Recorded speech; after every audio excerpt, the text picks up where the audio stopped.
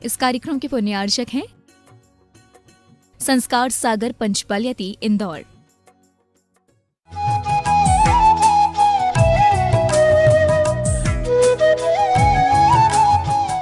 पत्रं यत्र विहायसि विपुले स्थातुं क्षणं नाक्षमं तत्तास्ते गुणरत्नरोहणगिरे यो देवदेवो महान् चित्रं नात्र करोति कस्य मनसा दष्टो पुरो श्रीपुरो पुरे सश्री पार्श्वजिनेश्वरो विजयते दिग्वासिषां शासनम् पत्र टिके न जहाँ अधर में गुण रत्नों का गिरिवर हो कितना विस्मय किसे नहीं हो जरा देख लो सिरपुर को देवों के भी देव पार्श्व जिन अंतरिक्ष में शांत रहे युगों युगों तक दिगंबरों का जिन शासन जयवंत रहे।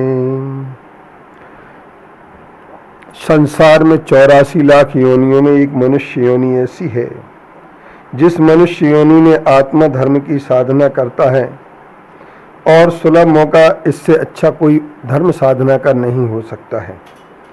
इस धर्म साधन में सबसे ज़्यादा देवों को भी दुर्लभ अगर कोई है तो वह मनुष्य योनि है। बड़े भाग नर्तन पावा सुर दुर्लभ सदग्रंथन गावा। रामचरित मानस में गोस्वामी तुलसीदास जी ने भी कहा बड़े भाग मानस तन पावा।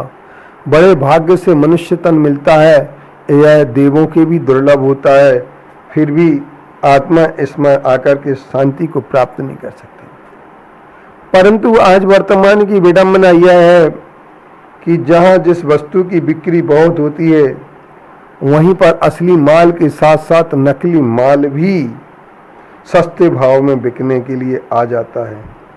सस्तेपन का प्रलोभन लोगों को अंधा बना देता है।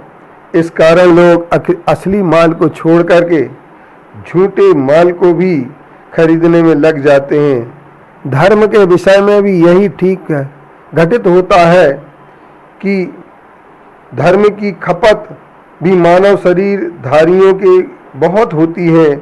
इस कारण धर्म के नाम पर नकली माल भी बिकता है और ऐसी स्थिति में बुद्धिमान पुरुष मुख्य कार्य यह करता है कि प्रलोभन को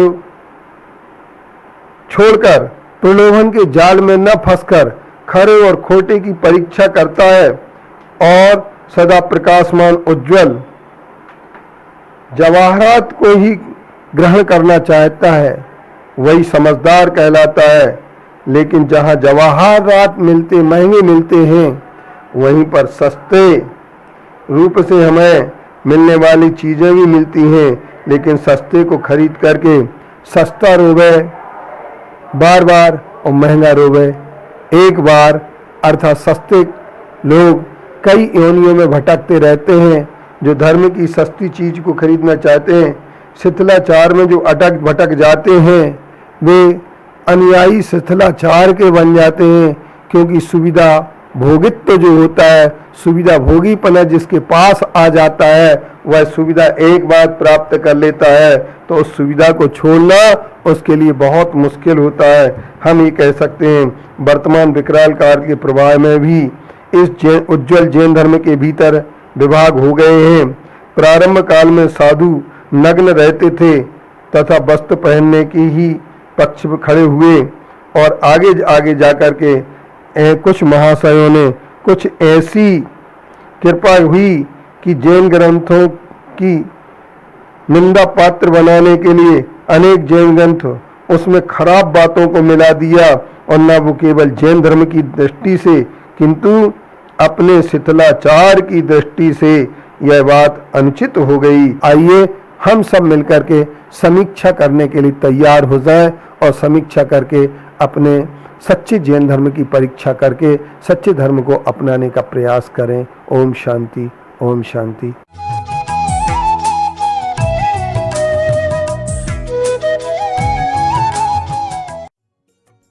इस कार्यक्रम के पुण्यार्चक थे संस्कार सागर पंचपालियाती इंदौर।